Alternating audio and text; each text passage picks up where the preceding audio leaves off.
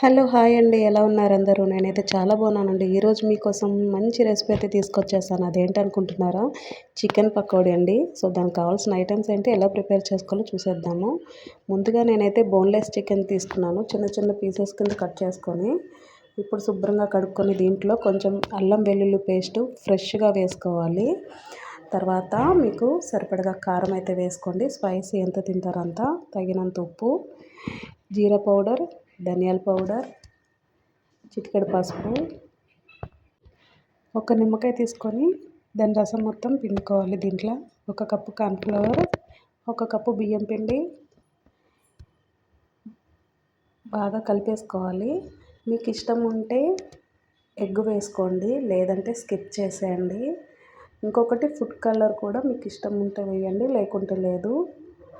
So, ఇది బాగా కలుపుకున్న తర్వాత ఒక హాఫ్ అన్ అవర్ డీప్ ఫ్రిడ్జ్‌లో పెట్టుకోవాలన్నమాట. సో, హాఫ్ అన్ అవర్ పెట్టుకున్న తర్వాత ఇప్పుడు స్టవ్ వెలిగించుకొని ఆయిల్ పెట్టుకొని ఆయిల్ హీట్ ఎక్కినాక ఇప్పుడు మనం మ్యాగ్నేట్ చేసుకున్న చికెన్ పీసెస్ మొత్తం వేసుకొని డీప్ ఫ్రై చేసుకోవాలి. గోల్డెన్ బ్రౌన్ వచ్చేంత వరకు లోపల చికెన్ బాగా ఉడికించుకోవాలన్నమాట. సో, చికెన్ బాగా ఫ్రై అయింది కదా! ఇప్పుడు ప్లేట్లో తీసుకొని సర్వ్ చేసేయడమే. ఇది ఇలా ఉత్తినే తిన్నా బాగుంటుంది, లేదంటే పప్పులోకైనా రసంలోకైనా మనం ఎప్పుడు కావాలంటే అప్పుడు ఇంట్లోనే ఈజీగా చికెన్ పకోడీ అయితే ప్రిపేర్ చేశాను. చూసారు కదండి ఎంతో సింపుల్గా చికెన్ పకోడీ అయితే. సో, ఈ వీడియో నచ్చినట్లయితే లైక్ చేయండి, షేర్ చేయండి, సబ్స్క్రైబ్ చేసుకోండి.